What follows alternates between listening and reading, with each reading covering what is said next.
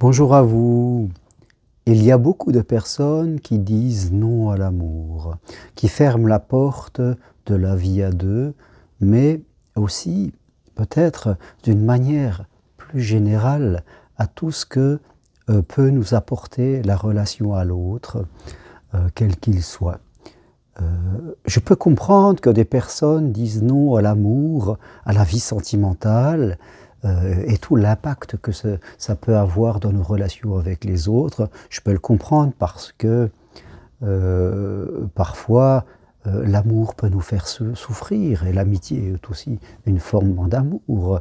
On peut critiquer l'autre, on peut le juger, on peut inconsciemment développer des comportements de méfiance, de peur, de protection. On va se réfugier dans ses habitudes. On va parfois aller jusqu'au repli social. Tout ça, je peux le comprendre. On cherche avant tout à ne pas souffrir. Mais quand on dit non à l'amour, eh bien, oui, comme on dit, à quoi est-ce qu'on dit oui?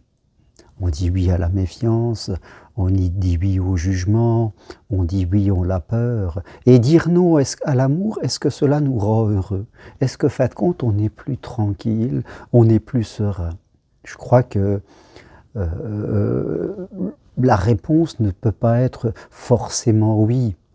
Dans la vie, vous le savez, il y a deux énergies. Il y a l'énergie de l'amour, on pourrait dire, de l'ouverture, aller vers l'autre, de la confiance, de la foi, si on allait jusque-là. Et de l'autre côté, il y a la peur, il y a le doute, il y a la fermeture, il y a la méfiance. Le bien et le mal font partie de la nature humaine.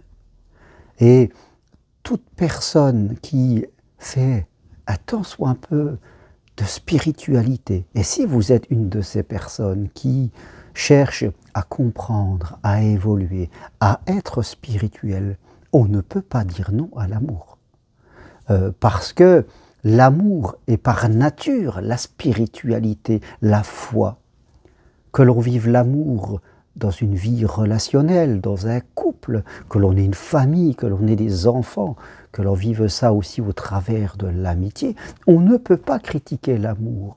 Dès que l'on commence à critiquer l'amour, à fermer la porte de l'amour, quelle que soit la façon dont on va le vivre, eh bien, on enferme son âme dans une prison.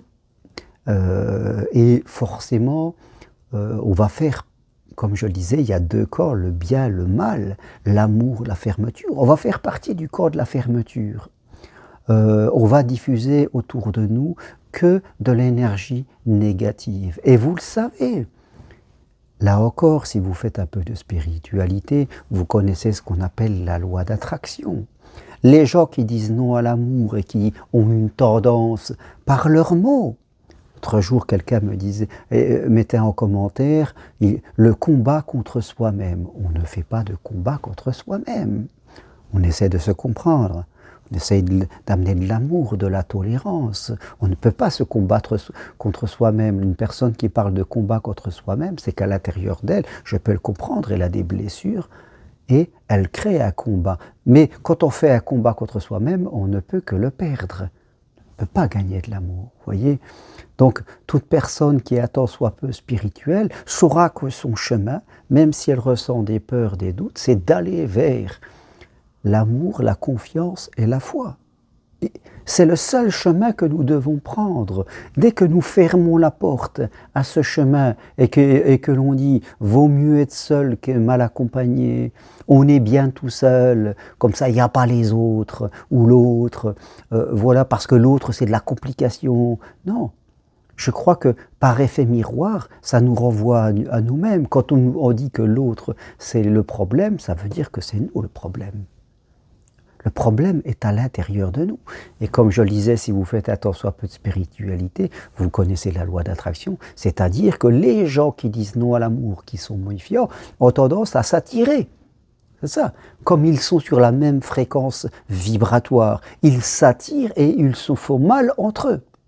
Alors que les gens qui sont sur une autre fréquence vibratoire s'attirent et vivent des situations bien plus heureuses et confortables. Parce qu'ils sont sur une autre énergie. Je dis souvent, l'amour c'est comme une maison. Il y a les gens qui sont à la cave, il y a ceux qui sont au rez-de-chaussée, il y a ceux qui sont dans les étages. Ceux qui sont à la cave, vibratoire, s'attirent entre eux, se font mal. Et ils descendent encore plus bas. Ceux qui sont déjà au rez-de-chaussée vont déjà un peu mieux, mais ceux qui sont dans les étages près du ciel, eux, ils vont rencontrer des gens de ce niveau. Et là, ils vont pouvoir vivre une belle histoire d'amour. Si vous vous intéressez un tant soit peu au développement personnel, un tant soit peu à la spiritualité, vous ne pouvez pas dire « on est mieux tout seul ». Vous ne pouvez pas dire « mieux vaut être seul que mal accompagné ». Ce sont des croyances limitantes. Ce qui laisserait à dire que tous les livres que vous lisez ne servent à rien. Parce que tout livre de développement personnel ou spirituel, voire religieux, eh bien nous demandera de faire confiance. Nous apprend comment faire confiance, nous apprend de nous ouvrir, d'aller vers l'amour, d'ouvrir nos cœurs, de faire confiance, d'être dans la foi, d'attirer les choses à nous tout à fait naturellement. Tout livre spirituel ou de développement personnel nous dira la solution est en vous. Changez quelque chose en vous, l'extérieur changera. C'est la base de l'évolution.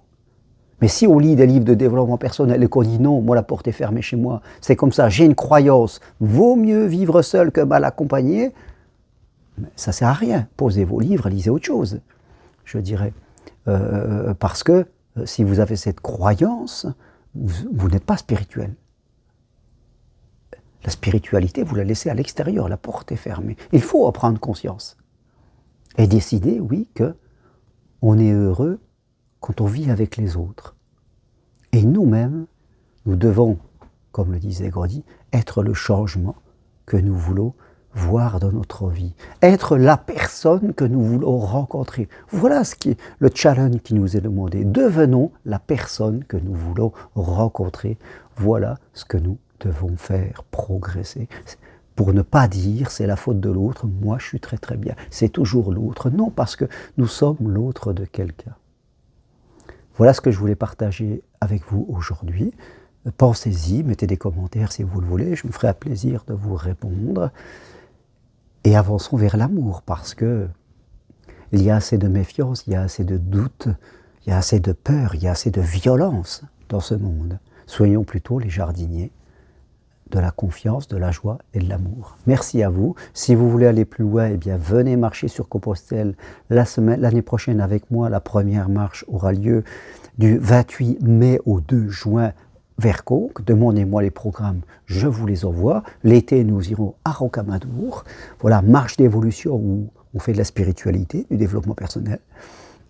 Vous pouvez prendre une consultation avec moi à distance, par Skype, WhatsApp, ou devenir psychopraticien en développement personnel et spirituel, en faire votre métier par exemple, en suivant ma formation individuelle, car je ne fais que de l'individuel, possible à distance, en visio rendez-vous entre vous et moi.